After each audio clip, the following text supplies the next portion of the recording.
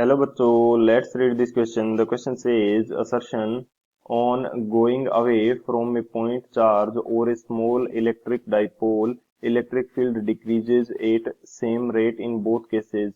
Option second, reason electric field is inversely proportional to square of distance from the charge or an electric dipole.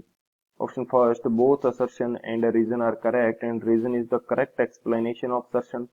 Option third, both assertion and reason are correct, but reason is not the correct explanation of assertion. Option third, assertion is correct, but reason is incorrect. Option fourth, both assertion and reason are incorrect. तो इस question के अंदर हमसे क्या बोला है? Assertion में हमें बोल रखा है कि यदि हमें पॉइंट चार्ज या स्मॉल इलेक्ट्रिक डाइपोल से दूर जाते हैं तो इलेक्ट्रिक जो फील्ड है वो सेम रेट से डिक्रीज करता है दोनों केसेस के लिए।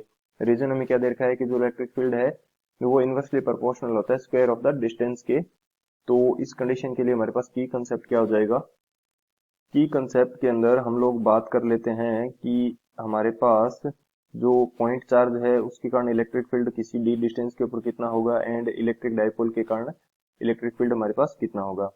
तो फर्स्ट मैं बात करता हूं पॉइंट चार्ज की। पॉइंट चार्ज, यहाँ पे यदि मेरे पास कोई पॉइंट चार्ज Q है एंड इससे डी डिस्टेंस के ऊपर हमारे पास कोई पॉइंट है P, तो इस P पॉइंट के ऊपर इलेक्ट्रिक फील्ड की यदि बात करें तो इसको मैं शो कर देता हूँ। EP से इसकी वैल्यू हमारे पास आएगी KQ/D²। Q हमारे पास चार्ज है and D is the distance of that point. ये हमारे पास पॉइंट चार्ज के कारण इलेक्ट्रिक फील्ड आएगा। सेकेंडली मैं बात करता हूँ इलेक्ट्रिक डाइपोल के कारण। यदि मैं बात करूं इलेक्ट्रिक डाइपोल, यहाँ मेरे पास कोई इलेक्ट्रिक डाइपोल है, इसका डाइपोल मोमेंट मैंने क्या शो किया है P। अब इसके लिए दो पॉइंट्स हो सकते हैं जिनके ऊपर हमें इलेक्ट्रिक फील्ड की वैल्यू फाइंड आउट करनी है।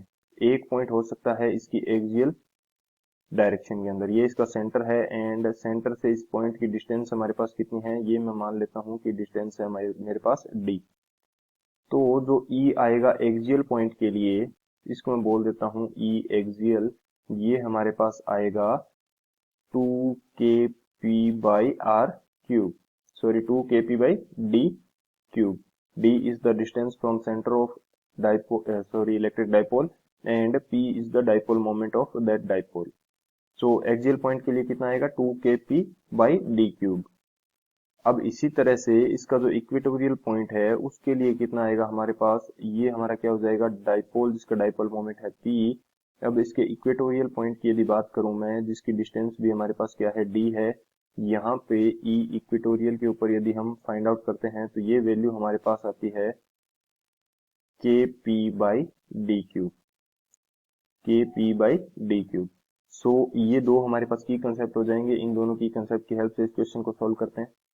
बात करें यदि सॉल्यूशन की, तो हमने अभी देखा कि जो पॉइंट चार्ज है इसके कारण हमारे पास इलेक्ट्रिक फील्ड कितना आता है, ये आता है KQ/D²।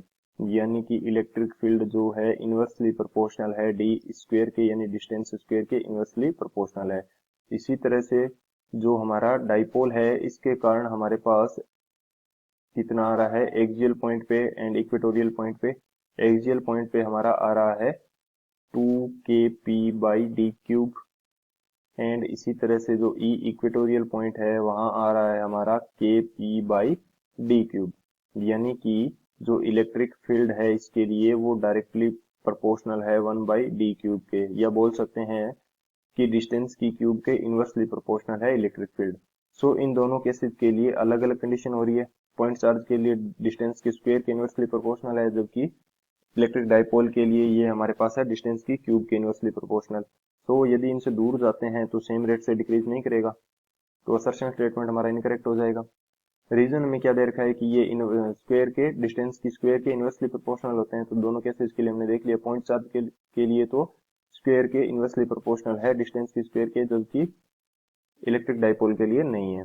सो रीजन भी हमारा इनकरेक्ट है। तो कौन सा ऑप्शन यहाँ से करेक्ट होगा हमारे पास, जो फोर्थ ऑप्शन है, both assertion and reason are incorrect.